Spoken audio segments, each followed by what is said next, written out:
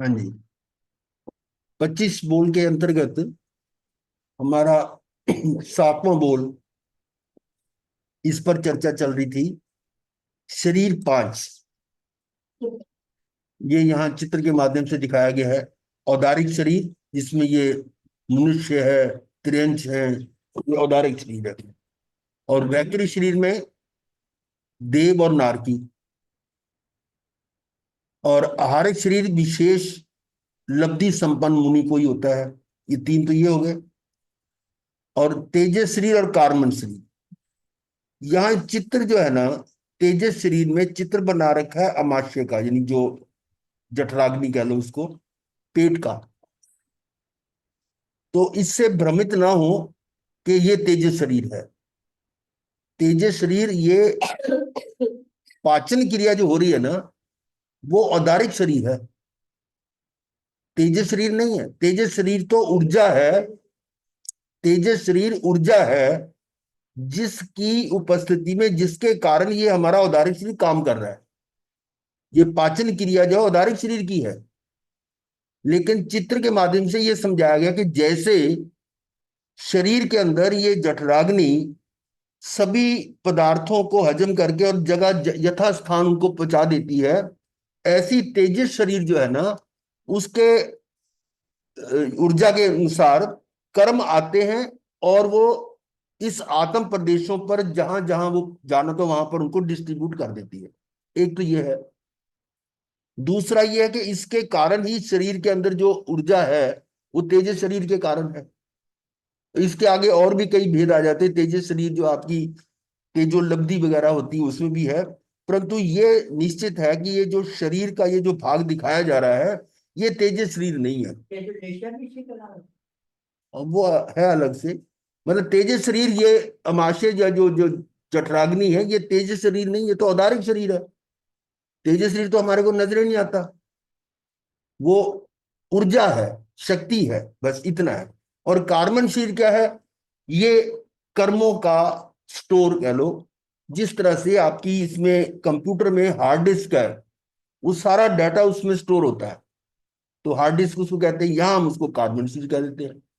और ये समझ लो कि जैसे हार्ड डिस्क के साथ ये कंप्यूटर में ऑपरेटिंग सिस्टम है, जैसे विंडो है या कुछ भी है, या उसके अंदर ऊर्जा है, वो जो ऑपरेटिंग सिस्टम है, वो समझ लो तेजस शरीर। तो इस प्रकार से ये 5 प्रकार के शरीर की बात हमारी थी। इसमें समझना क्या है कि जो तेजस शरीर है ना, ये एक्चुअल में डिस्ट्रीब्यूटर है। मथेन वंदा में गुरुदेव। डिस्ट्रीब्यूटर का मतलब कि शरीर में कहाँ क्या गुरुदेव चाहिए वहां वो उसको करता है। कैसे? आपने दवाई, मथेन वंदा में गुरुदेव। वो न्यूरल गुरुदेव आपकी की है। आवाज बहुत स्लो आ रही है। आवाज कम आ रही है? हाँ जी। हाँ, आवाज कम नहीं की। महाराज जी, आवाज तो ठीक आ रही है महाराज जी। अच्छा, चलो चलो ठीक है। तो अब उसमें क्या है कि वो डिस्ट्रीब्यूटर की तरह है। जैसे कि हमने भोजन खाया, उससे रस बना, रस बना, रक्त बना, मांस बना, जा हुआ, तो हड्डी है, मज्जा है, जो भी बना है, वो जहां चाहिए वहां जाएगा, उसको डिस्ट्रीब्यूट करेगा, ये उसको फैलाता है। अब भोजन जब गया, तो उसको पता है इसके पाचन के लिए इसको गर्मी चाहिए, भट्टी उसमें गर्मी चाहिए ना। तो इसलिए जो है ना, वो जो है उसको वहां पर उसको जठराग्नि उसको प्रोवाइड करता है। दवाई जहां गई है, किस अंग में जानी है, वो वहां जाती है। ये बिल्कुल एक्चुअल, ये सारा डिस्ट्रीब्यूशन का काम कर रहा है, उसको बांट रहा है, बांट रहा है। और कार्बन शरीर क्या कर रहा है? ये जो कर्म आ रहे हैं, ये एकत्रित करने वाला है। ये अपने पास स्टोर, जैसे बताया, स्टोरेज बताया, ये कार्बन शरीर करता है, और ये उसको डिस्ट्रीब्यूट करता है। अच्छा, ये इसका भी कार्बन शरीर को, जीव को जब शक्ति चाहिए, तो डिस्ट्रीब्यूटर कार्य करने का, गति विक्रय गति में जा रहा है, तो उसमें उसका उदारिक शरीर भी नहीं है। तब उसकी ऊर्जा का सारा अरेंजमेंट कौन कर रहा है? भाई, किसी कार्य को करने के लिए उसको ऊर्जा तो चाहिए ना, चाहे वो उसको 3 या 4 समय के लिए चाहिए, तब भी ये प्रोवाइड करता है। इसका मतलब अगर कार्बन शरीर जहां पर है, वहां तेजस शरीर जरूर है, जरूर है, क्योंकि ये उसका ऊर्जा, उसको भी जो चाहिए शक्ति, वो भी ये प्रोवाइड कर रहा है, तेजस शरीर। और हमारी जो शरीर के अंदर कमी होती है, जैसे किसी को पैरालिटिक अटैक होता है, तो इसका मतलब है कि वो तेजस शरीर जो है ना, वो कमजोर पड़ गया उस अंग का, तेजस शरीर। हाँ, उसका डिस्ट्रीब्यूटर उसकी पूरी शक्ति नहीं दे रहा, सारा नहीं दे रहा। तो ये मतलब एक बहुत इंपॉर्टेंट शरीर है, तेजस शरीर है। और ये इसके कार्बन के साथ रहता है, कार्बन के। और तेजस शरीर काम कहाँ कहाँ माल पहुंचाना है वो भी कर्मों के अनुसार ही पहुंचाएगा ना। कौन सा अंग खराब होता है, कौन सा ठीक होता है, कैसे आपको दिक्कत होती है, शरीर के किस अंग में कौन सा रोग हो जाना है, वो सारा एक्टिवेट। तो पूरा ये कंट्रोल जो है पूरे शरीर का रख रहा है तेजस शरीर, तेजस शरीर ऊर्जा रख रहा है।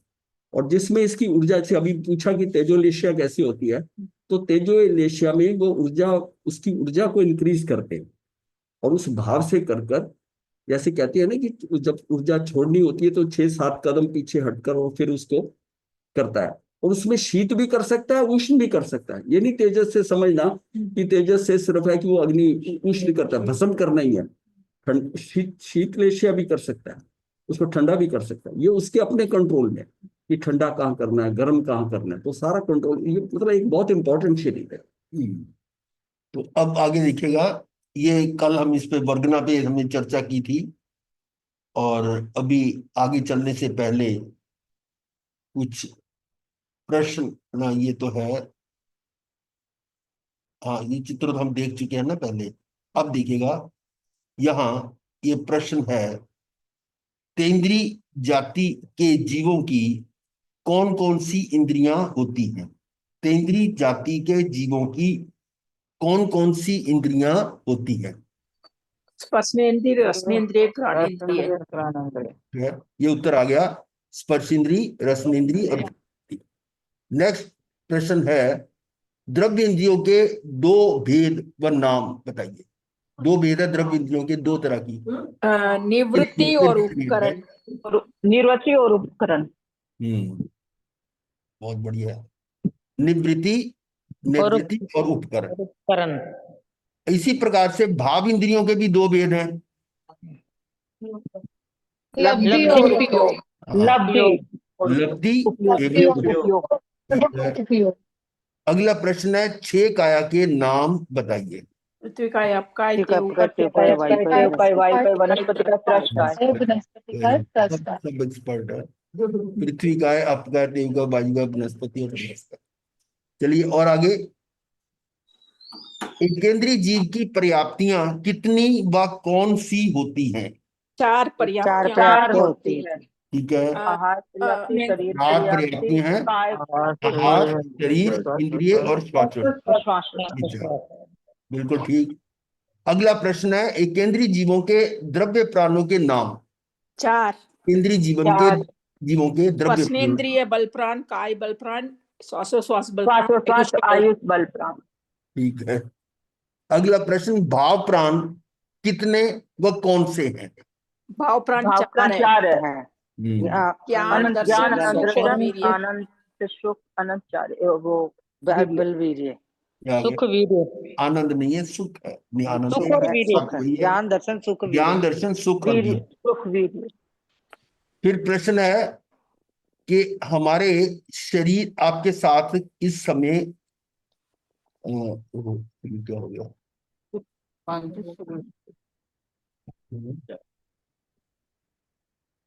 तीन शरीर है, उदारिक, तेजस और कार्बन। तेजस और कार्बन। ये क्या हो गया? उदारिक, तेजस और कार्बन। हाँ जी, शरीर हमारे साथ ये है औदारिक, कार्बन और तेजस। तो ये था आज के शुरुआत के प्रश्नों के बारे में। अब और आगे चलते हैं।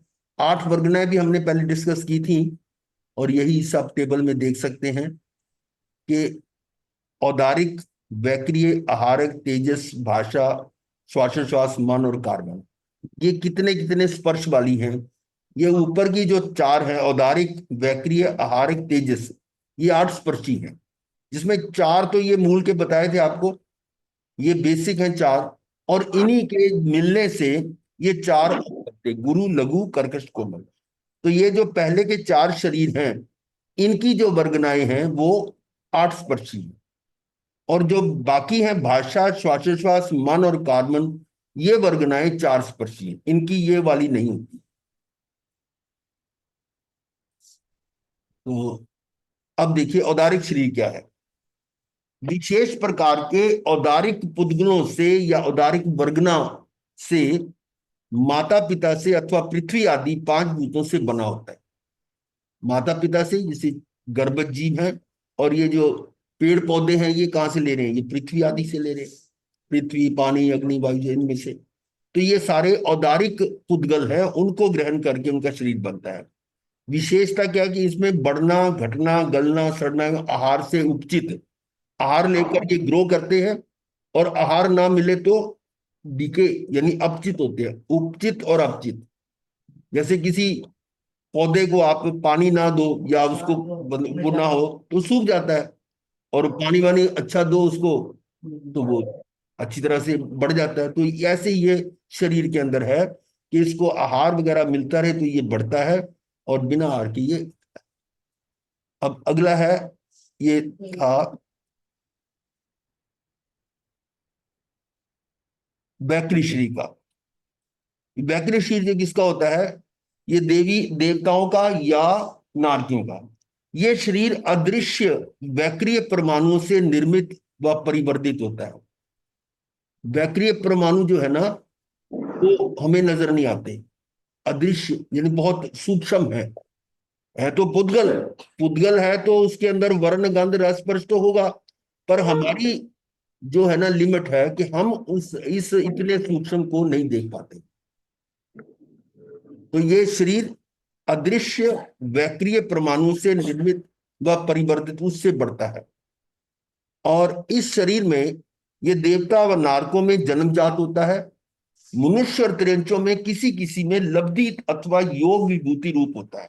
इसका अर्थ है कि देवता और नारकों को कोई कुछ करना नहीं पड़ता, जैसे ही वो देवगति में पहुंचते हैं, जन्म लेते हैं, तो वहां उनको ये शरीर स्वतः मिल जाता है।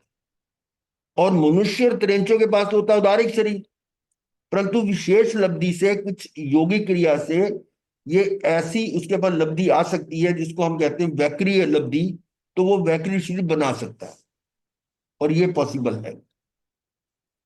और ये आपने कई पुरानी कहानियों में सुना होगा कि वो किस तरह से अपना वैक्रिय शरीर बनाकर वहां से कहीं और जाकर कई तरह की घटनाएं होती हैं, हो जाता वैक्रिय शरीर का। और फिर है, इस शरीर में जैसा चाहे रूप बनाने की शक्ति एवं दृश्य अथवा अदृश्य होने तथा लघु तथा विशाल बनने की शक्ति होती है। जैसा भी रूप बनाना चाहे बना सकते हैं। अब देवता है, वो चाहे किसी का भी रूप बना ले। और आमतौर पर जो हमने घटनाएं सुनी हैं, जो देव आते हैं ना तो वो अपने यहाँ काला जो रूप है ना, जो पहले यहां से गए, तो उसी रूप में आते हैं। जो देवता का नया रूप है ना, उस रूप में नहीं आते, पहचान में नहीं आएगा, तो वो उसके पुराने रूप में तो कैसा भी रूप बना सकते हैं। नहीं, नए में भी आता है, मतलब पुराने में आ सकता है बताने के लिए कि भाई मैं वो हूँ किसी को, और किसी ऐसे व्यक्ति है जिसको ये बताना है कि ये देव, हर निकमेशी देव आता है जगह, तो ये थोड़ी अपने पुराने रूप में आएगा। मतलब इसमें चॉइस है दोनों। एक्चुअली वैक्री शब्द का मतलब ये है कि विविध क्रियाएं करने वाला। विविध मतलब उसकी एक ही नहीं है कि जैसे इस शरीर से यही कर रहा है, वो विविध रूप से बना सकता है, इसलिए उसका नाम वैक्री। वो तो विविध क्रियाएं करता है, जैसा कि कुछ भी बना सकता है। जो शरीर अब है उसका एक शरीर तो अपना वैक्री है, एक उत्तर वैक्री हो जाता है जो अपनी मर्जी से कन्वर्ट कर लेता है, कर लेता है। तो बड़ा भी कर लेता है, 1,00,000 योजन का भी कर देता है। हाँ, कुछ मतलब उसकी अपनी बात है। मैं पुराना वाला शरीर बना के जाऊं तो आ सकता है, मैं वहां जाऊं, इसको दिखूं, बाकियों को ना दिखूं, ये भी कर सकता है। बाकियों को नजर नहीं आएगा, जिसको जिसको उसको दिखाना है उसको दिख रहा है। तो इसलिए इसका बहुत विविध प्रकार से।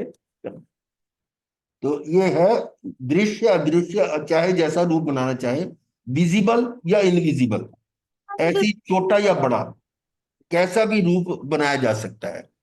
अभी आपने सुना होगा पीछे इनके प्रवचनों में भी आया, एक बार जिक्र आया था, वो चमरिंद्र था ना, वो शकरिंद्र को देखकर उसके अंदर ईर्ष्या पैदा हुई, तो सोचा कि मैं जाके इसको धमकाता हूं। तो आपने सुना कि वो सारी कहानी नहीं सुनाते, लेकिन वो अपना जो वैक्री शील का उत्तर वैक्री शील बनाता है, कितना बड़ा, जम्बू द्वीप जितना, यानी 1,00,000 योजन बड़ा, इस साइज का वो शरीर बनाता है। तो विशाल बनाया ना, विशाल, और उसको ऐसे जा रहा ऊपर गड़ गड़ गड़ करता हुआ, जैसे भयंकर प्रलय आ जाती है, इस प्रकार का। तो ये इनकी शक्ति है। और वैसे तो हमारे आगमों में ये भी आया हुआ है कि एक श्रावक जो है उसमें भी क्षमता है चक्रीय शरीर बनाने की। मतलब बना सकता है कि अगर उसके अंदर लब्धि आती है तो कितना बड़ा बना सकता है, और साधु हो तो कितना बड़ा बना सकता है। परंतु साथ में ये भी कहा है कि ऐसा वो करते नहीं। जो ज्ञानी है ना, वो अपनी इस तरह की लब्धि का प्रयोग नहीं करते। गुरुजी, हम्म। गुरुजी, पर उनका तो आहार मतलब आधारिक शरीर होता है, तो फिर सॉरी आहारक होता है, तो फिर वो हाँ, वैक्सीन कैसे बन जाएगा? हाँ, वो बता ना, वैक्री लब्धि है। पहले औदारिक शरीर है उसके पास, हाँ औदारिक जी। के मान लो मनुष्य है। हाँ जी। तो उसका जो शरीर है उसका अब बनाना है वैक्री शरीर। तो हाँ जी। वैक्री शरीर बनेगा इस पुराने औदारिक शरीर के संयोग से। हाँ जी। तो जब वैक्री शरीर कंप्लीट हो जाएगा उस समय वो हाँ जी। एक्टिवेट हो जाएगा, और ये उस समय एक्टिवेट नहीं होगा। पर ये भी हाँ ध्यान जी। रखें, वो जो शरीर बनता है वैक्री शरीर, वो इस मूल शरीर से डिस्कनेक्ट नहीं होता। हाँ जी। मतलब वहां तक फैल, जो उसके आत्म प्रदेश वहां तक फैल जाते हैं, वो साथ में जुड़ा रहता है। तो वो ऐसे शरीर बना अच्छा। सकता है, और जब चाहे वो अपने अंदर में समेट सकता है। और इसमें एक ठीक। प्रश्न आता है अंतर मुहूर्त तक। देवता अगर बनाते हैं तो उसका टाइम है कि जैसे 3 अहोरात्रि तक बन जाए, समय तक इतना आकर बने। लेकिन नॉर्मली क्या होता है कि जब आते हैं तो 1 मुहूर्त से ज्यादा उसको नहीं रखते शरीर को। अधिकतर ओके। जो है 1 मुहूर्त से ज्यादा, क्योंकि उत्तर वेकरी होता है। अब मनुष्य की तरह ही मतलब यहाँ पर चलने लायक बन जाए शरीर, लोगों को देखने लायक बन जाए, तो उस हिसाब से वो शरीर उत्तर वेकरी बनाता है। जब ओके। वो अपने ही मतलब जैसा ना प्रचारना करते हैं तब भी वो शरीर मनुष्यों की तरह बनाते हैं, प्रचारना में। और चलिए, गुरुजी, ऐसा होता होगा ना कि जब वो परीक्षा लेने आते हैं तो वो अपने असली रूप में आते होंगे, और वैसे वो अपने मतलब ऐसा कोई नियम नहीं है। ले लेते होंगे। ये कोई नियम नहीं है, किसी भी रूप में आ सकते हैं। अच्छा। तो अब है आहारक शरीर। ये विशेष प्रकार से, ये जो पुरुष है, मुनि है, 14 पूर्वधारी है, ज्ञानी है, ऐसे कई तरह की उसकी योग्यता होगी, तब वो यदि चाहे तो इस आहारक लब्धि का प्रयोग करके आहारक शरीर बना सकता है। तो उसके शरीर में से ये एक हाथ का पुतला वो बनता है, स्फटिक, बिल्कुल क्रिस्टल क्लियर। और वो जहां पर भेजना चाहते हैं कि भगवान के पास प्रश्न का उत्तर लेने के लिए, तो वहां जाकर वापस उसी में समाहित हो जाता है। तो उसको प्रश्न का उत्तर मिल जाता है तुरंत, क्योंकि रहता तो कनेक्टेड ही है इसके साथ। ये नहीं कि इससे डिस्कनेक्ट नहीं हो गया। आत्म प्रदेश यहां से लेकर वहां तक फैल जाते हैं। तो ये था आहारिक शरीर। चतुर्दश पूर्वधर मुनि तीर्थंकर की रिद्धि का दर्शन करने के लिए, विशिष्ट पुद्गलों, जीव दया आदि संबंधित जिज्ञासा अथवा संशय निवारण हेतु अपनी आहारक लब्धि से एक शरीर बनाते हैं, जिसे आहारक शरीर कहते हैं। और ये अपने ही औदारिक शरीर में से एक हाथ का पुतला आहारिक शरीर बनाते हैं, जैसे वो वैक्री शरीर बनाने लब्धि वाला होता था ऐसी। और उसे केवली भगवान के पास भेजते हैं। यदि कदाचित केवली भगवान वहां से विहार कर जाए, तो फिर एक हाथ के पुतले में से मुंड हाथ का पुतला, मुंड मतलब छोटा, ये मुट्ठी के बराबर, उतना पुतला निकालते हैं, और वह वहीं जाता है जहां केवली भगवान विराजते हैं। जैसे आजकल आपने देखा है कि जो मिसाइल्स जो अटैक करते हैं मिलिट्री वाले, तो वो जहां उनको पॉइंट बनाना, तो पहले से वो उसको सेट करके रखे, तो उसी पिन पॉइंट पर जाकर वो मिसाइल जाके लगती है। इसको कहते हैं कि वो मतलब इसी प्रकार से जैसे यहां से वो आरक्षण छोड़ा, तो जहां के लिए छोड़ा तो वहीं जाएगा। अब फिर आगे वहां पर वो भगवान वहां से बिहार के कहीं और चले गए, तो फिर वहां से उसके शरीर में से एक और निकलेगा, तो वो वहां दूसरी जगह जाएगा। फिर वापस पहले वो अपने वो सेकंड वाले उसमें मिलेगा, फिर बाद में अपने मूल में आ जाएगा। तो महाराज केवली जी, भगवान से, यस। महाराज जी, ज्यादातर क्या होता है कि जितने भी नाम होते हैं, तो जितने भी हमारे मतलब हम जितना भी पढ़े हैं अभी तक, उनके नाम जो होते हैं उनके काम से मतलब रिलेटेड होते हैं कि कोई भी नाम आता है। लेकिन आहारक शरीर का नाम कुछ भी इस तरह, ऐसा कुछ नहीं, इतनी काम तो कुछ और है। इसमें ऐसा है, आहारक शरीर टोटल अपनी टोटल स्पैन में नहीं। जान करके वो 5 बार बनाता है, 4 बार मिलती है साथ। नहीं, और नहीं। ये सबको है नहीं है, नाम कैसे होगा आहारक शरीर का? मतलब हर एक का कोई नाम की जरूरत नहीं है, उसी जीव का जा रहा है, आहारक शरीर जा रहा है, उसी में आ रहा है। और कितने कम समय में आ रहा है कि जिसने प्रश्न पूछा है उसको पता ही नहीं चलता कि इन्होंने किसी कहीं से पूछ के बताया है। इसका मतलब वो कितने शॉर्ट टाइम के अंदर आ रहा है। ये बात खेल कुछ समयों की है कि वो वहां से गया, पता करके आया, और जब वो जवाब दे रहे हैं तो ऐसा लगता है उन्होंने सोच के दिया है, बस इतना। कहीं भेजकर कुछ करा वो उन्हें नहीं पता चलता। नहीं, आपका जो प्रश्न था मैं समझ गया। वो था कि औदारिक शरीर है, वो इसलिए नाम रखा कि ये उदार पुद्गलों से बना हुआ है, इसलिए उदारिक नाम रखा। वैक्रिय पुद्गल जो है, वैक्रिय शरीर क्या है कि जो वैक्रिय पुद्गल है जो विक्रिया करते हैं, जैसे अभी आपको एक्सप्लेन किया है। आप जी। इसी पॉइंट पर ये इससे पूछना चाह रहे थे कि आहारक शरीर का नाम उससे कैसे सार्थक होता है? ऐसा जरूरी नहीं है। ये नाम सार्थक करके क्या करते? पहले तो नहीं, उसका जैसे किया ना, वो तेजस शंका तो है, हो सकती है ना। आप तेजस है, कारमन है, हाँ मतलब हाँ, सब अपने अपने नामों के हिसाब से कुछ कुछ कुछ कुछ कर रहे हैं। बिल्कुल ठीक है। पर कई बार जो को नाम ऐसे दे दिया जाता है वो हो जाता है। अब मान लो जैसे हम, आज बुद्ध पूर्णिमा है, तो बुद्ध पूर्णिमा तो एक भगवान का नाम है ना, लेकिन बुद्धू क्या है? अब देखा जाए तो बुद्ध से ही बुद्धू बना है शब्द। बुद्धू का क्योंकि जो है अभी ना, तक एक्चुअली जो बौद्ध धर्म का ग्रहण कर लेते थे उनको बोधि या बुद्धू कहते थे। और बुद्धू जो है वो प्रचलित हो गया कि ये तो पागल को कहते हैं। ऐसे कुछ शब्द जो है ना रूढ़िवादी हो जाते हैं। तो यहाँ पर ये किस भाव से बना है इसका हमें ज्ञान नहीं है, ना इतनी हमें व्याकरण आती है। बस इसका नाम आहारक है तो आहारक रख दिया, बस दैट्स। क्योंकि अभी तक मेरे लिए आहारक हाँ, शरीर यही आपके लिए आहारक वो है जो आहार ग्रहण करने वाला है। जैसे मेरे को आपका पहली शरीर बार जो ही है पता चला। वो आहार ग्रहण कर रहा है, जो आत्मा जी। आहारक है उस समय, जिसके साथ वो तो कल हमने ऐसा एक दिन है तो हमने आहारक चर्चा की शरीर थी। की क्या जरूरत है? है, जरूरत इसकी यही है कि ये बहुत मुझे कम। लगा औदारिक है तो हाँ, ये ऐसा ठीक होता है। है कि कोई 14 पूर्वधारी है, कुछ छोटे मोटे नहीं होते। उनको कोई समाधान लेना है, अब खुद उनका समझ नहीं आ रहा। अब जैसे मेरे से प्रश्न पूछ रहे हो, मेरे को नहीं समझ आता तो मैं किसी और से पूछूंगा। ऐसे ही वो जो 14 पूर्वधारी है वो प्रश्न का समाधान लेने के लिए केवली केवली भगवान के पास खुद तो जा नहीं सकते। तो अपने शरीर में से एक आग का पुतला बनाकर वो निकालते हैं, और वो वहां जाकर वहां से सैटेलाइट की तरह जैसे वो जाके और वहां से वापस वो ले आता है उत्तर। तो ये उसका फंक्शन है, और ये किसी किसी को ही मिलता है।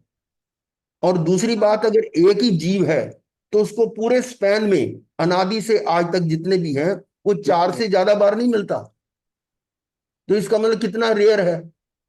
और 5 बार बना सकता है वो, एक भव में 2 बार बना सकता है, कोई एक भव टोटल 5 बार बना सकता है, और 4 बार उसको ये लब्धि मिलती है। और इसका उसको प्रायश्चित करना पड़ता है। यहाँ अगर वो प्रायश्चित नहीं करता तो गति खराब हो जाती है। प्रायश्चित इसका है कि उसको उसने एनर्जी भेजकर किसी कार्य को कराया, क्रिया कराई है, और उसको उतना ज्ञान नहीं था, उस ज्ञान को उसने प्राप्त किया वहां से जाकर, तो वो जो क्रिया करी है उसके लिए उसको प्रायश्चित लेना पड़ता है। और उसकी आलोचना ना करे तो उसके ऊपर जो है उसका उसका प्रभाव पड़ता है उसके आगे। ठीक है, खैर ये प्रश्न तो आपका अलग से है। लेकिन फिर भी हम कोशिश करके ना आपको बताने की कोशिश करेंगे आहार क्यों रखा है, क्योंकि नेचुरली कोई नाम इसके पीछे कोई कारण होगा।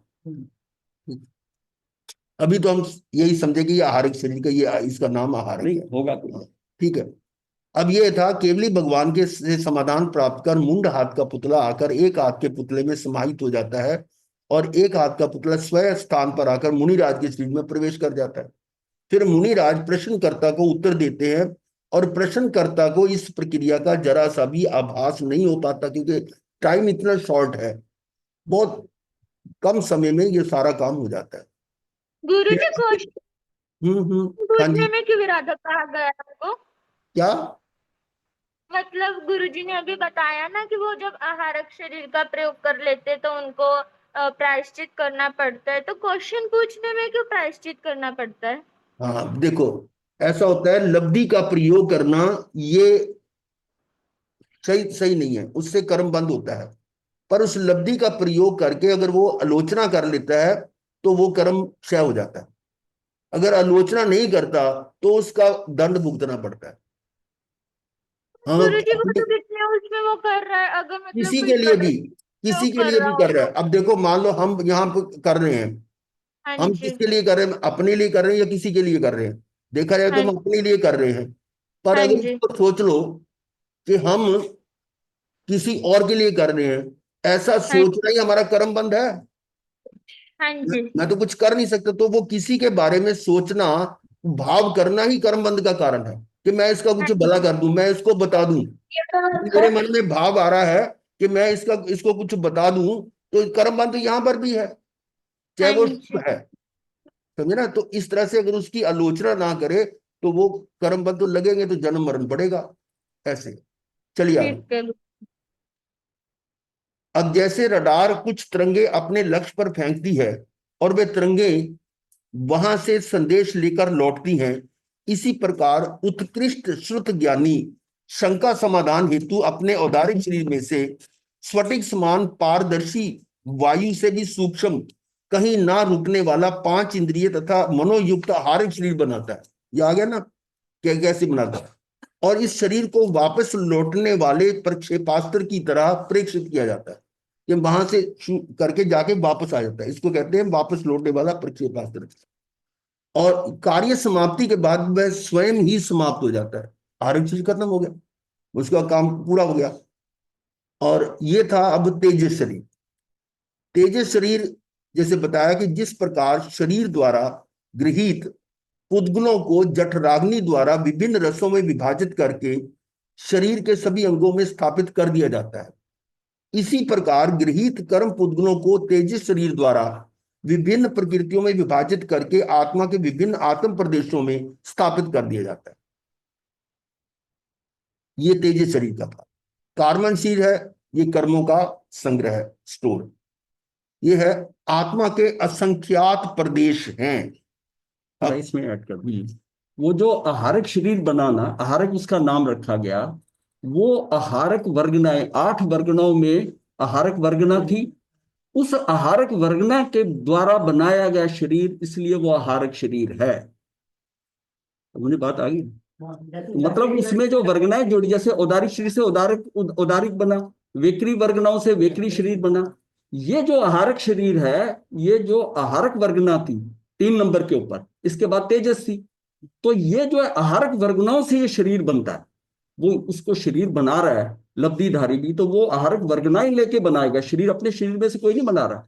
तो आहारक वर्गनाओं से बना हुआ शरीर को आहारक शरीर कहते हैं। कोई बात नहीं, ये समझ आ जाए ठीक है, नहीं तो इससे कोई फर्क नहीं पड़ता। नारक को भी नहीं पड़ता। आप क्वेश्चन उठाया अगले कि नहीं कर रहा, तो आर्क वर्गना, उसका आर्क ही क्यों रखा हो वर्गना का नाम, किसी और क्यों नहीं रख दिया? ओहो, ये प्रश्न तो वही उठता रहेगा। फिर वेकरी का वेकरी क्यों रखा, वो तो है ना। वैखरी तो आपने कुछ समझा दिया कि विक्रिया। भाई आर्क वर्गना का क्यों नाम रखा गया, तो प्रश्न कहीं उठेंगे। चलो ठीक है, ठीक है, जो हो इसको गया। डिलीट कर दो इसको।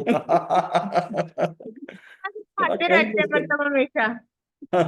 हाँ जी। तो आत्मा के असंख्यात प्रदेश हैं और एक एक प्रदेश पर अनंत अनंत कर्म छाए हुए हैं। कर्मों के इस पूरे समूह को कार्बन शरीर का नाम दिया गया। अब देखिए, यहां शब्द आता है असंख्यात। असंख्यात कितने हैं? असंख्यात कहां से शुरू होता है? जहां तक संख्यात है उसमें एक जोड़ दें तो असंख्यात हो जाता है। और ये आपको पता है, संख्यात हमने इसमें किया हुआ भी, कि शीर्ष पहेली का, जिसमें 194 की जो संख्या है उसको हम कहते हैं शीर्ष पहेली का, उसमें एक अंक जोड़ते तो वह असंख्यात बन गया। ठीक है, ये पहला असंख्यात है। उसमें एक जोड़ दो, वो भी असंख्यात, दो जोड़ दो, ऐसे करते करते करते असंख्यात और जोड़ते जाओगे, तो जब तक अनंत आता है, अनंत में से एक कम कर दो तो वो असंख्यात है। तो इसका मतलब असंख्यात के भेद कितने हो गए? असंख्यात, असंख्यात तरह के असंख्यात है आत्मा के। अब ये असंख्यात कौन से हैं? ये जो आत्मा के असंख्यात प्रदेश है वो कौन से हैं? उसके लिए थोड़ा समझ लें कि इस लोकाकाश के, लोक और अलोक समझते आप? लोक है जो लोक के अंदर जो छठ द्रव्य जिसमें है, और लोक के बाहर होता है अलोक। तो इस लोक के अंदर जो प्रदेश है वो भी असंख्यात है। तो जितने वो प्रदेश है उतने ही आत्मा के प्रदेश है। इसलिए हम कहते हैं असंख्यात लोक प्रमाण, कि जितने लोक के प्रदेश हैं उतने आत्मा के प्रदेश हैं। असंख्यात, कौन सा असंख्यात? जो लोक प्रमाण है, क्योंकि असंख्यात तो कई तरह के हैं। भाई अब जैसे मान लो कि 10 से ऊपर कोई संख्या आपने ली, 10 है, उससे ऊपर 11, 12, 13, 100 तक बीच में कितनी संख्या आई, तो सब अलग अलग है। तो हम कहेंगे ये 2 अंकों की संख्या है, इतनी है, कितनी है, गिनती कर 90 या 89 कितनी भी होगी, तो उसमें से कौन सी संख्या होगी? तो यहां पर ऐसी असंख्यात, तो असंख्यात तरह के हैं। तो ये असंख्यात कौन सा है? वो जो लोक के प्रदेशों की संख्या है, वही इसकी संख्या है। इसलिए इसको हम ये भी कहते हैं असंख्यात लोक प्रमाण। असंख्यात लोकों का प्रमाण नहीं है, एक लोक के जितने प्रदेश हैं, असंख्यात प्रदेश, उतने ही इस आत्मा के प्रदेश हैं। ठीक है, आत्मा के असंख्यात प्रदेश हैं, और एक एक प्रदेश पर अनंत अनंत कर्म छाए हुए हैं, छाए हुए हैं। मतलब जैसे एग्जाम्पल दे सकते हैं, आटा गूंद रहे हैं, तो आप आटे के अंदर हाथ डाले हुए हो, तो उसमें क्या है, वो आटा आपके सारे हाथों में चिपका हुआ, पर हाथों के अंदर तो नहीं गया।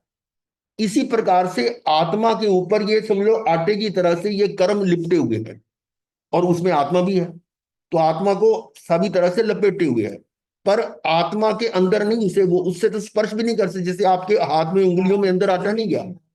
तो इस प्रकार से ऊपर छाए हुए हैं, और जो कर्म है, कर्म और आते तो उन्हीं कर्मों के ऊपर और छा जाते हैं। ये इस तरह से है। तो कर्मों के इस पूरे समूह को कार्बन शरीर का नाम दिया गया है। ठीक है, इसके पूरे समूह को कार्बन शरीर, जिसे जस्ट लाइक हार्ड डिस्क।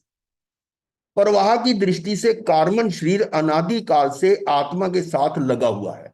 अब क्या मतलब, प्रवाह का क्या मतलब है?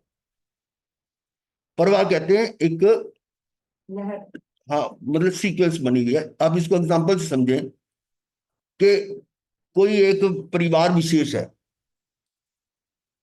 और उसका नाम, परिवार का नाम कई तो ऐसे बाहर से, जैसे मान लो सियालकोट वाले बिजली वाले, कोई कहते हैं ये 7 मंजिली वाले है, कोई कहते हैं दवाई वाले, कोई कपड़े, ऐसे कई नाम है उनके, वो एक खानदान का नाम है। वो कब से है? जब से उनके पूर्वज चले आ रहे हैं। तो पूर्वज तो जो थे वो तो खत्म हो गए, पर वो परिवार का नाम चलता रहा है, और ऐसे करते करते अब जो परिवार इस समय है, अब इसके बाद भी तो आगे चलेगा। इसको कहते हैं प्रवाह। प्रवाह रूप में तो वो चल रहा है, कब से? पीछे से चल रहा है, परंतु उस व्यक्ति विशेष की तो हर जगह बदल रहे हैं। जो इस समय व्यक्ति हैं परिवार में, वो आज से 20, 25 साल, 100 साल पहले नहीं थे, जो 200 साल पहले नहीं थे, और आगे 100 साल बाद भी नहीं होंगे। तो वो तो बदल रहे हैं, लेकिन परिवार नहीं बदल रहे। इसको हम कहते हैं प्रवाह। ऐसी नदी के अंदर जल बह रहा है, तो जल जो आपको नजर आ रहा है वो हर समय वही नहीं है, जल तो बदल रहा है, पर प्रवाह जो है वो आपको लग रहा है कि जल तो वही है। इसी तरह से कहते हैं प्रवाह की दृष्टि से कार्बन शरीर अनादि काल से आत्मा के साथ लगा हुआ है, अनादि से। कर्मों की पूर्णतया निर्जरा होने से कार्बन शरीर समाप्त हो जाएगा। अब ये कर्म की निर्जरा कैसे होगी? सारा काम तो यही है, हमारा मूल उद्देश्य यही है कि कर्मों की ये जो लगी हुई है, इस मल को कैसे दूर करना है, वो निर्जरा कैसे होगी। तो उसी के लिए सारा ये हम प्रोसेस कर रहे हैं, वो समय समय पर आता है। तो जब वो कर्म पूरी तरह खत्म होगी, कार्बन शरीर आपकी फॉर्मेट हो गई, आपकी हार्ड डिस्क जो है वो फॉर्मेट हो गई, तो फिर स्क्रीन पे तो कुछ नहीं आएगा, जन्म मरण नहीं होगा। बस यही चीज है। प्रवाह की दृष्टि से कार्बन शरीर अनादि काल से आत्मा के साथ लगा हुआ है। कर्मों की पूर्णतया निर्जरा होने से कार्बन शरीर समाप्त हो जाएगा। कार्बन शरीर के समाप्त होते ही आत्मा अपने शाश्वत घर सिद्धालय से ऊपर लोकाग्र पर स्थित हो जाएगी। जहां ध्यान रखें, कईयों को होता है कि सिद्धालय यानी जो सिद्ध क्षेत्र है, जो वो सिद्धालय बना हुआ, वहां पर जाकर वो रुकते हैं। ऐसा नहीं है। कल परसों बताया था आपको कि उस सिद्धालय के ऊपर एक और भी ऊपर जाकर ये जो लोक का अग्र भाग है, पूरा लोक जो है ना, वो 3 तरह की तहों से लिपटा हुआ है। घनोदधि, घनवात और तनुवात, ये 3 लेयर्स हैं। यानी जो लोक है, पहले तो उसके घनोदधि के पर आधारित है, और घनोदधि घनवात पर आधारित है और घनवाद तनुवाद पर आधारित है। तो लास्ट की जो लेयर है, 3 लेयर है ना, तो तीसरी जो लास्ट लेयर है वो है तनुवाद की। उसका जो एंड है वहां तक जीव जा सकता है, कोई भी पुद्गल जीव कोई भी उस लोक तक जा, उसके आगे नहीं जा सकता, क्योंकि उसके आगे धर्मास्तिका है या अधर्मास्तिका है, नहीं है। तो ऐसे जब जीव शरीर रहित हुआ तो अपने ऊर्ध्व गमन के कारण उसके अंदर ये योग्यता है, वो इस लोक के अग्रभाग तक जाकर रुक जाता है, उससे आगे नहीं जा पाता, क्योंकि वहां धर्मास्तिका है, अधर्मास्तिका नहीं है। तो वहां पर यह स्थित होते हैं और वो सिद्ध शिला से टच भी नहीं कर रहे, सिद्ध शिला को, सिद्ध शिला से ऊपर है। तो ऐसे सिद्ध शिला से, सिद्धालय से ऊपर लोकाग्र पर स्थित हो जाए, सिद्ध शिला से ऊपर जाकर। अब है औदारिक शरीर, औदारिक वैक्रिय आहारिक शरीर स्थूल है, ठीक है, और इन शरीरों के अंगोपांग होते हैं, अंगोपांग। ये शरीर जन्मांतर तक आत्मा के साथ नहीं जाते, यानी ये शरीर जिस जन्म में है, जिस भाव में है, उसी भाव में रहेगा। और औदारिक शरीर जो है, वैक्रिय शरीर है या आहारिक शरीर है, वो अगले भाव तक साथ नहीं जाता। अगले भाव तक साथ कौन जा रहे हैं? वो तेजस और कार्बन, ये है। तेजस और कार्बन शरीर सूक्ष्म है, इनके अंगोपांग नहीं होते। संसारी जीवों में तेजस व कार्बन शरीर आत्मा के साथ जन्म जन्म तक सदैव रहते। इसका मतलब यह हो कि जो मेरे साथ अभी कार्बन शरीर और तेजस शरीर है, ये अनादिकाल से है, और कब तक रहेगा?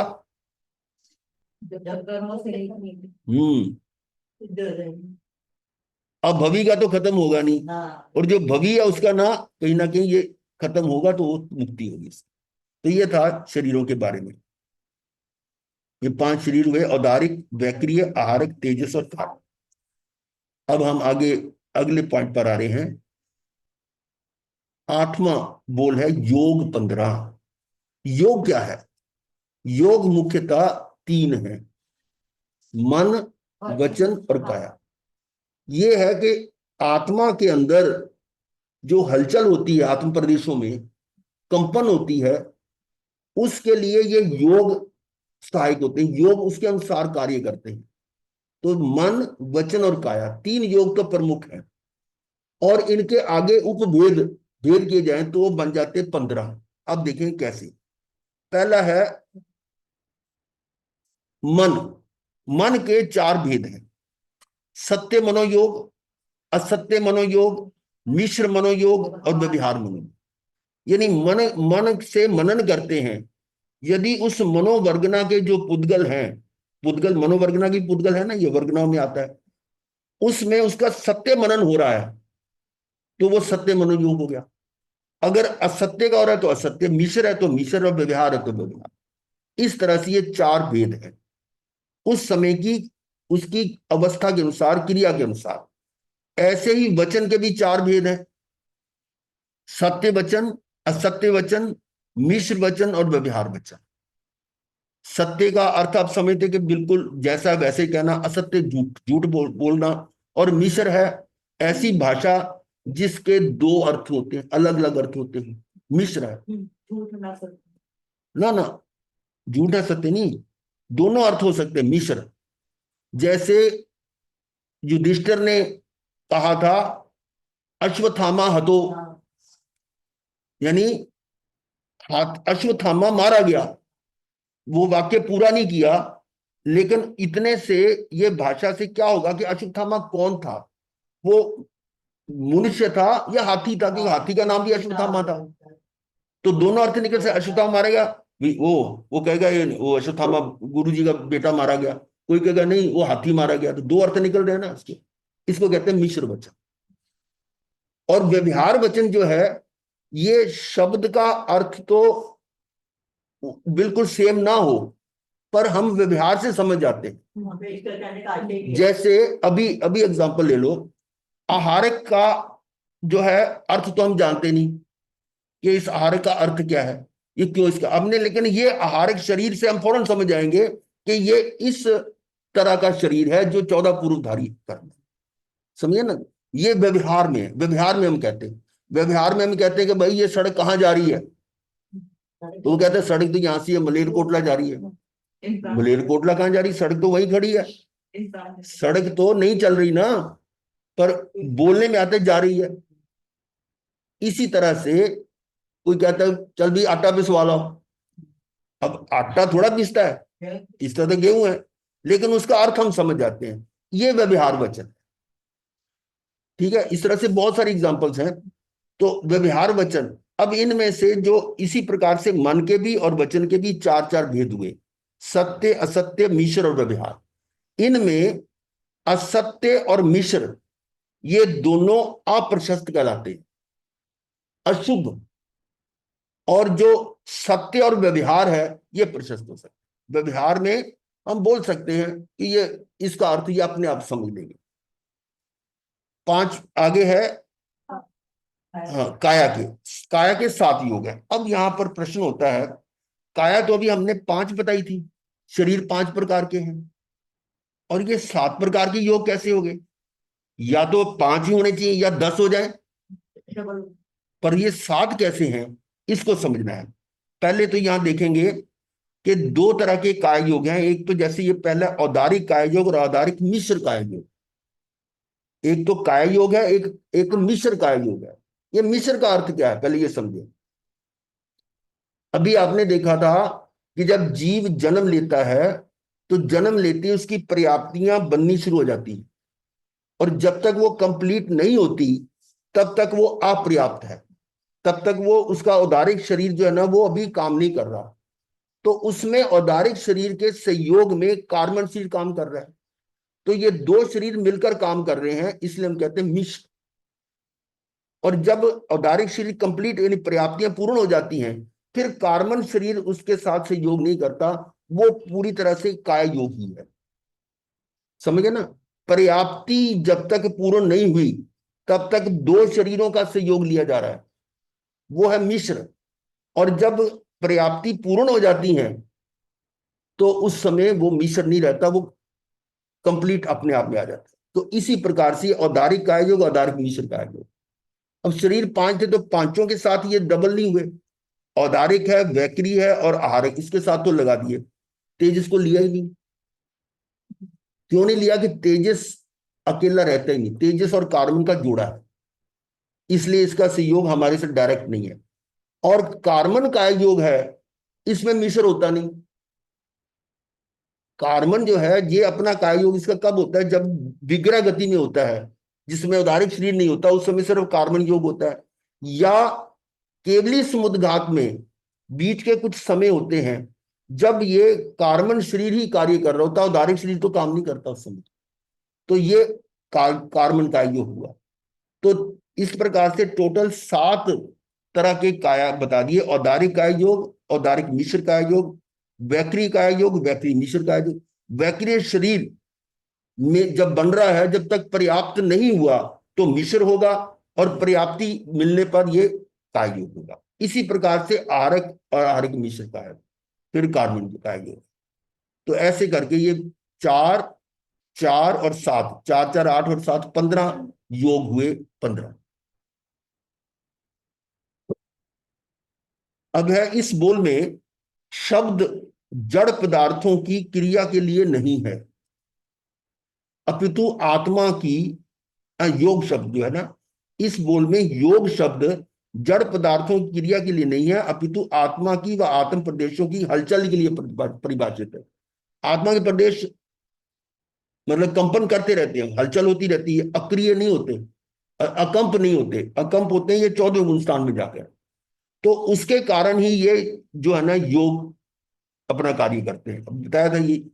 तो आगे देखिएगा, निष्क्रिय आत्मा और निष्क्रिय मन वचन काया परस्पर मिलकर क्रियाशील हो जाते हैं। आत्मा अगर निष्क्रिय है, आत्मा तो निष्क्रिय, अकेली आत्मा तो कुछ करती नहीं है, और मन वचन काया भी निष्क्रिय है, पर दोनों जब कॉम्बिनेशन होता है तो ये क्रियाशील हो जाते हैं। समझने के लिए कैसे करेंगे कि जब शरीर है उसके साथ आत्मा है तो सारी क्रिया हो रही है, आत्मा निकल जाए तो शरीर निष्क्रिय हो गया।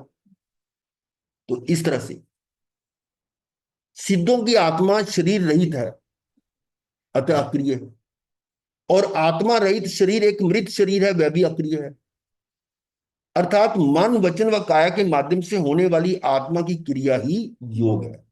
ये योग की बात है। अब योग, ये 15 योग आपके सामने वो कर लिया।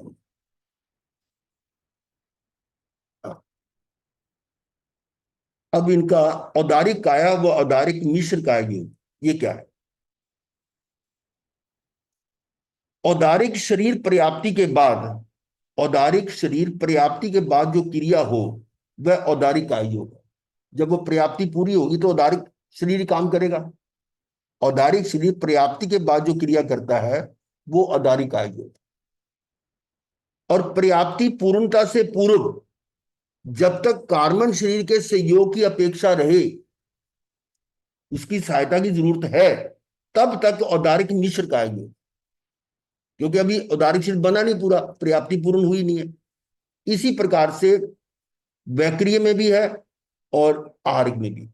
देव व नारकों में वैक्रिय शरीर पर्याप्ति के बाद जो क्रिया हुआ वैक्रिय काया योग है, और देव व नारकों में वैक्रिय शरीर पर्याप्ति पूर्णता से पूर्व जब तक कार्बन शरीर के सहयोग की अपेक्षा रहे, तब तक वैक्रिय मिश्र काया योग। ठीक है, ऐसे ही आहारक में आ जाइए। मनुष्य, अच्छा यहां अलग से है, मनुष्य व त्रियंच यदि वैक्रिय शरीर की रचना करे और जब तक औदारिक शरीर के अंदर रहते हुए क्रिया करते हैं, तब तक वैक्रिय मिश्र काया योग है। कैसे? मनुष्य त्रियंच का तो शरीर औदारिक है ना, और उसने वैक्रिय शरीर की रचना करनी है। वैक्रिय शरीर की रचना करनी है जब तक औदारिक शरीर के अंदर रहते हुए वो क्रिया करता है। अब वो वैक्रिय शरीर बना के उसमें से निकल जाएगा जब कंप्लीट हो जाएगा, यानी उसकी भी पर्याप्ति पूरी हो जाए, कंप्लीशन कह लो, तो वो जब तक वो उसके अंदर रह के कार्य कर रहा है तो वो मिश्र काया योग है। और उससे हटकर जब वो अलग से इंडिपेंडेंट जाके कार्य कर रहा है तो वो काया योग होगा। ये है। मनुष्य व त्रियंच जब औदारिक शरीर से बाहर होते हैं तब वैक्रिय काया योग। ये दोनों में अंतर हो गया। ऐसे ही आहारक, आहारक शरीर रचना के समय औदारिक तथा आहारिक पुतलों के सहयोग के कारण आहारिक मिश्र योग कहलाता है। दोनों का सहयोग हो रहा है। और प्रक्षिप्त होने पर, स्वतंत्र कार्यशील होने पर आहारिक काया योग होता है। तो ये हो गए तीन तीन शरीरों के डबल हो गए 6। और अब है तेजस शरीर। तेजस शरीर जो है सदैव कार्बन शरीर के साथ रहता है, इसका योग अलग नहीं माना जाता। ये उसका जुड़वा समझ लो। कार्बन काया योग कब होता है ये भी आप समझ लीजिए। जिस समय स्थूल शरीर ना हो अथवा कार्यशील ना हो। स्थूल शरीर ना हो तो विग्रह गति में है, या कार्यशील ना हो तो वो समुद्घात के समय वो कार्यशील नहीं होता, उस समय कार्बनशील काम करता है। एक शरीर को छोड़कर दूसरे शरीर को धारण करने के लिए जाते समय अंतराल में या विग्रह गति में कार्बन काया योग होता है। ठीक है, उस समय औदारिक शरीर वहां नहीं है, लेकिन ना स्थूल शरीर नहीं है। और दूसरा है केवली समुद्घात के समय शरीर तो है पर वो उस समय वो क्रियान्वित क्रिया नहीं कर रहा, वो उस समय कार्बन काया योगी चल रहे जब बीच के समय होते हैं। तो केवली समुद्घात के समय कार्बन काया योग ही होता है। तो ये था योग के 15 भेद। अब गुरुजी, है 9वां बोल, उपयोग 12। उपयोग, गुरुजी, पूछ रही हाँ जी, हाँ पूछ रही है कुछ हाँ हाँ बात बोलिए। कर। गुरुजी मैं कह रही थी कि मतलब सबका मतलब वो लिखा हुआ है औधारिक काय योग, उधारिक मिश्र काय योग, तो कार्बन का मिश्र काय योग क्यों नहीं लिखा? तो कहना कार्बन को किसी सहयोग की जरूरत नहीं है, वो इंडिपेंडेंट काम करता है। विग्रह गति में उसको कार्बन के साथ कौन सहायता करेगा? हाँ कार्बन का जी। सहयोग तो वो तेजस शरीर है, उसके साथ जुड़वा है वो, उसको किसी और की आवश्यकता नहीं है। इसलिए कार्बन का मिश्र योग नहीं है। फिर कार्बन उधारिक कार्बन और तेजस का मिश्र योग भी तो हाँ तो लिख सकते वो थे तो ना? एक ही मान रहे हैं ना उसको, दोनों का तो एक ही है, दोनों यूनियन उनकी, दोनों इकट्ठे ही है, जुड़वा है। ओके। इसलिए नहीं, इसको ऐसे समझो कि जो योग है ना, योग उन प्रदेशों पे स्पंदन लाते हैं, हाँ स्पंदन जी। लाते हैं। अब औदारिक शरीर में स्पंदन हो रहा है। अब जैसे हाँ आत्मा, जी। आत्मा का मतलब आत्म प्रदेश, आत्म हाँ प्रदेश जी। निष्क्रिय है। अभी आया था निष्क्रिय आत्म, हाँ जी। हाँ, वो निष्क्रिय है, लेकिन योग का मतलब है मन वचन काया।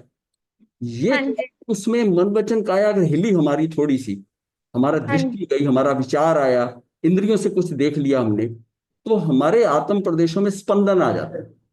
जब हाँ जी। स्पंदन आता है तो ये क्या है, उस योगों के कारण हमारे आत्मा में उसके आत्म प्रदेश में स्पंदन आ गया, और हाँ फिर ये जी। सक्रिय हो गए, सक्रिय हो गए, और इस योग से फिर कर्म आते हैं। हाँ वैसे जी। क्या है कि अगर मेरे योग जो है, मनोयोग, काय योग, वचन योग, ये मैंने बंद कर दूं तो स्पंदन नहीं होगा। हाँ जी। अब हम कहते हैं कि उसमें क्या है कि अब कोई, जैसे कहते हैं अतीन्द्रिय ज्ञान, अति मतलब कोई बाहर से नहीं आ रहा, और हाँ बाहर से जी। कुछ जाता है तो फिर वो उस कार्य में लग जाएगा आत्म प्रदेश, तो उसमें उसको हम मानते हैं कि स्पंदन होता है। स्पंदन शब्द बड़ा हल्का है, हाँ मैं कह रहा हूं आत्म प्रदेश क्रांतिकारी हो जाते हैं। आत्म प्रदेश जो है, जो बाहर से कोई चीज आती है, जो आप रिएक्शन करते हो, विस्मय में आते हो, ये कैसे हो गया, वैसे मन में विचार आया, देख के विचार आ गया, भावों में बाहर कुछ नहीं है, तब भी वो हिल गए सारे आत्म प्रदेश। हाँ जब जी। जो बनता है तब भी वो हिल जाते हैं, क्योंकि उसमें स्पंदन आ गया। स्पंदन हाँ आते जी। ही जो है ना, उसका मतलब है कि आप वहां से हिल गए। और हाँ अगर जी। आप स्थित रहते हो, वैसे ही रहते हो, और उसमें कोई स्पंदन नहीं आए आत्म प्रदेशों में, तो कोई कर्म का बंध नहीं, नवीन कर्म का कोई बंध नहीं होगा। जो कर्म उदय में आ भी रहा हो, तब भी स्पंदन ना हो, तब भी वो कर्म भी निर्जरित हो जाएगा, नया कर्म नहीं बंधेगा। तो ये तो हमारी साधना है जो है, हाँ जी। हम वो उसको आत्म प्रदेशों को हम निष्क्रिय रहे कर ले, निष्क्रिय कर रखे। देखिए, जब हम अक्रिय कहते हैं ना, तो ये बाहर की चीज है। अक्रिय का मतलब मन वचन काय के योगों से वो ना करे।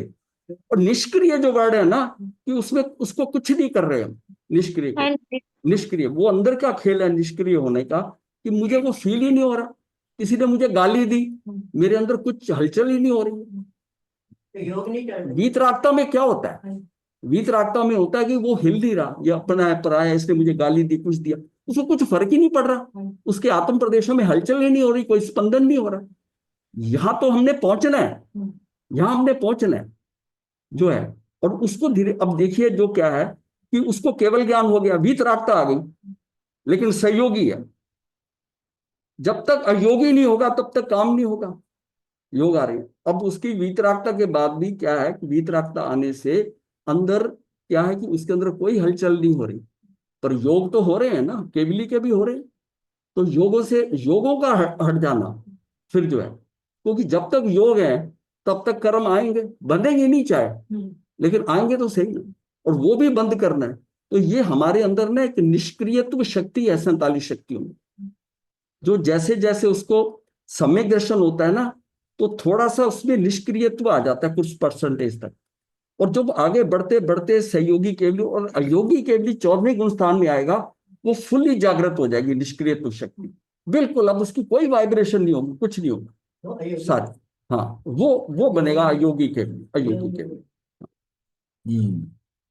जानवी, समझ में आ गया? हाँ जी गुरु जी, थैंक यू। तो योगों से योग का हटना मतलब समाधि अवस्था। हाँ, मतलब हम फंस कहाँ रहे हैं, कर्मों कर्मों का आगमन जो हो रहा है, कार्बन वर्गना का, वो कैसे हो रहा है, मेरे योग थोड़े अब मैं विचलित हो गया, निश्चित हो चाहे गए। मन से हुआ, चाहे वचन से हुआ, चाहे काय से हुआ, तो अंदर से। और फिर उसमें क्या है कि जैसे भाव हिले, भाव हिले मतलब आत्म प्रदेश हिले, बाहर तो चले क्या हुआ कि द्रव्य कर्म जो है वो आ गए, नए द्रव्य कर्म आ गए। और नए द्रव्य कर्म जब हट रहे हैं तब भी मैं मेरे को आंदोलित कर रहे हैं, मेरे अंदर फर्क ही ना पड़े। वो स्थिति तब आती है जब मैं आत्मा के साथ, कर्म चाहे सिर्फ ऊपर से जल रहा हो, शरीर की खाल खींची जा रही हो, उसको कुछ फील नहीं हो रहा, उसके आत्म प्रदेश में कुछ भी हलन चलन नहीं, हलन चलन नहीं, क्योंकि वो अपनी आत्मा के साथ है, शरीर से बिल्कुल कट ऑफ है। और हल्का से भी शरीर के साथ है तो बिल्कुल संभावना नहीं है कि वो उसको सहन कर जाए उतने को, कि उसका सिर जल रहा हो आग खिचड़ी की तरह और वो फील ना करे। ये सब मतलब ये सारा अपने आत्म प्रदेश जितने निष्क्रिय रहेंगे, मैं उतना सेफ। और उसका वेद विज्ञान कारण यही है। हाँ जी, वेद विज्ञान इसी दिशा में जाता है हाँ बस। यही दिशा में है कि जो बाहर जो योगों में जो हो रहा है, जो आपके अंदर वो रोक नित्य रहा है। पांचों इंद्रिय मन में हो रहा है, अब उससे कट ऑफ। वो फटाफट। आप देख भी रहे हो उस चीज को, जी। लेकिन उससे आप प्रभावित नहीं हो रहे, अप्रभावित रह रहे हो, देखते हुए भी, जो है अप्रभावित। तो ये जो स्टेज आने का मतलब है कि ये हम उस तरह धीरे धीरे, जब होता है ना, जब जैसे मैंने बताया था कि बच्चा जो है वो बाहर बैंड की आवाज सुनता है तो पढ़ता हो खाता हो उठ के थाली वो बाहर भागेगा कि कौन जा रहा है, क्या बैंड बज रहा है। लेकिन जब धीरे धीरे आगे बढ़ता है फिर नहीं उठता, बड़ा होने के बाद कि मैं भाग के जाकर देख, उसमें अभी चंचलता। आकर्षक। इसी तरह हमारे जीवन के अंदर हम कई चीजों से भटकते हैं, जो जो मेच्योर होते जाए अध्यात्म की तौर से, मेच्योर मतलब आध्यात्मिकता से, तब हमें ना कुछ आंदोलन रहता, कोई घटना भी घट जाए ना, हम कहते हैं चलो शांत, कोई बात नहीं। वो जो उसको सहजता आ गई ना, हाँ, वो सहजता क्यों आ रही है? सजगता के कारण आ रही है। जितना जितना हम सजग हो जाएंगे उतने उतने सहज हो जाएंगे, और सहजता ही हमारी साधना है। सहजना करते सहज होते होते हम अल्टीमेटली समाधि में आ गए। हाँ? तो ये सारा है कि ये आत्म मतलब हमारा प्रयास क्या है, मेरे आत्म प्रदेश बिल्कुल ना हिले, वो एज इट इज रहे, और जहां वो हिले तो गड़बड़ हो गड़बड़। महाराज जी, इसका मतलब हमारे जो सेपरेशन लाइन है यहीं से शुरू होती है। हाँ, यहाँ से मतलब ये 100% एक बार में नहीं होगा।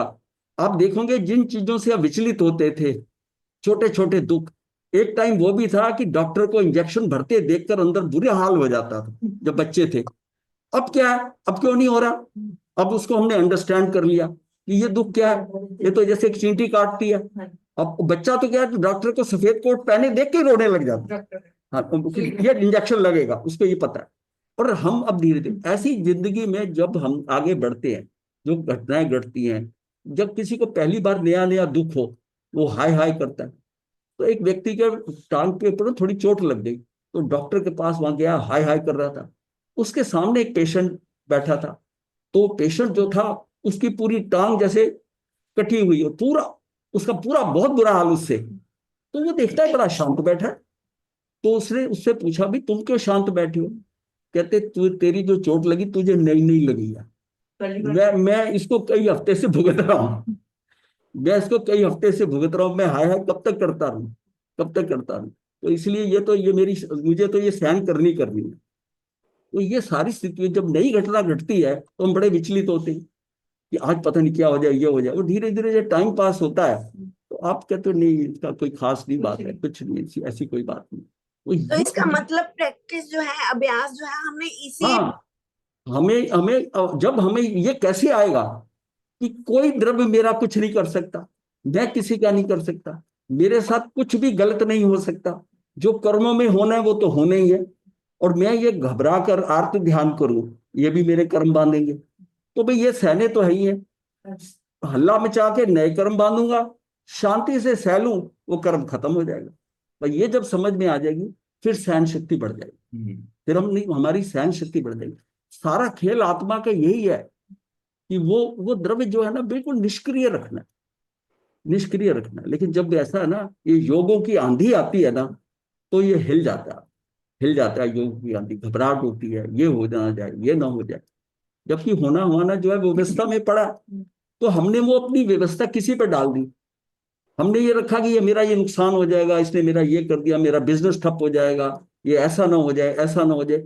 ये सारा क्या है, ये मेरे अंदर की भ्रांतियां, भय है। उनमें से कोई एक चीज तो होगी, या तो उस मुसीबत से हम निकल जाएंगे, या उसमें जहां फंसना है वो फंस जाएंगे। लेकिन अभी क्या है कि उससे लेकर जब तक वो परिणाम आना है, हम इतने कर्म बांध लेते, डिस्टर्ब होकर, ये ना हो जाए, ये ना हो जाए, दिमाग दौड़ रहा है, अशांति हो रही है। भाई जो होना है ना, समय जिस काल में द्रव्य क्षेत्र काल भाव से जो होना है वो होगा, उसको एक्सेप्ट करो, स्वीकार, जब होगा दिख ही जाएगी। अभी तो नहीं हो रहा ना, ठीक। तो अभी आप उपयोग 12 करने से पहले यही समझ लेंगे, उपयोग का अर्थ अटेंशन किधर कर रहे हैं हम, अपनी अटेंशन हम बाहर कर रहे हैं या अंदर कर रहे हैं। तो अल्टीमेटली जो भी बातें हो रही थी कि अपने इस उपयोग को अपने अंदर ले जाओ। समय हो रहा है, उस हिसाब से हम 2-4 लाइनें बोल देते हैं। दो घड़ी बस दो घड़ी, दो घड़ी बस दो घड़ी, निज नाथ में आओ, अपनी प्रभुता देख लो, बाहर ना भरमाओ, बाहर ना भरमाओ। नहीं हो रहा है। हाँ अच्छा, मैंने वो कैमरा तो आगे कर दिया, ठीक है। नमो अरिहंतानं नमो सिद्धानं नमो अय्यर्यानं नमो वज्रायनं नमो लोये साहुनं चतारि मंगलम अरिहंता मंगलम सिद्धा मंगलम साहु मंगलम योगी पनतो धम्मो मंगलम चतारि लोकोत्तमा अरिहंता लोकोत्तमा सिद्धा लोकोत्तमा साहु लोकोत्तमा योगी पनतो धम्मो लोकोत्तमा चतारि शरणं पवज्यामि अरिहंते शरणं पवज्यामि सिद्धे शरणं पवज्यामि साहु शरणं पवज्यामि केवली पुनतं धम्मं शरणं पवज्यामि चारि शरणे सुख करने मंगल करने सदा ही मंगल। हाँ जी, रानी ने